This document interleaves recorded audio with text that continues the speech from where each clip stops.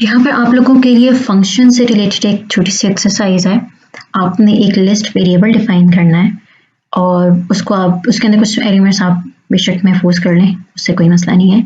उसके बाद आपने 3 फंक्शंस क्रिएट करने हैं।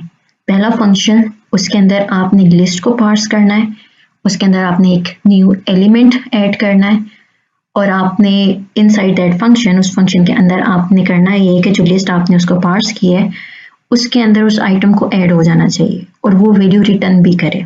जब आप उसको वापस रिटर्न करेंगे तो आपने मेन जहाँ पर आपने उस फंक्शन को कॉल करके उससे रिजल्ट कलेक्ट किए हैं तो आप वहाँ पर प्रिंट करके दिखाएं कि न्यू आइटम उस लिस्ट में ऐड हो चुका है। बिल्कुल ऐसे ही आपने दूसरा फंक्शन बनाना है जिसमें आप लिस्ट पार्स कर रहे हैं। अब आपने आइटम भी देना है और उसका इंडेक्स भी देना है। ये सारे काम हम लिस्ट के अंदर देख चुके हैं, बस हम अब उस थोड़ी सी फंक्शंस की प्रैक्टिस के लिए हम उसके ऊपर एक फंक्शन का रैपर चढ़ा रहे हैं।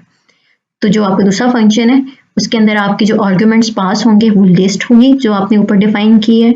उसके अंदर आप न्यू आइटम जो ऐड करेंगे वो बता रही हैं और साथ आप इंडेक्स बता रही हैं कि उसने किस इंडेक्स के ऊपर उसको महफूज करना है। ये फंक्शन हो गया और ये रिटर्न करेगा लिस्ट वापस, ताकि आप मेन के अंदर कोड के अंदर आप डिस्प्ले कर सकें कि आपके पास नया आइटम उस लोकेशन के ऊपर सेव हो चुका है। तीसरा फंक्शन जो आपने बनाना है इसके अंदर आप 2 आर्गुमेंट्स पास कर रहे हैं, एक है लिस्ट और दूसरा है इंडेक्स, ताकि उस लिस्ट में उस इंडेक्स के ऊपर जो वैल्यू पड़ी हुई है आपने उसको रिमूव करना है। तो ये 3 फंक्शंस आपने बनाने हैं प्रैक्टिस के लिए। ये आप लोगों की एक्सरसाइज है।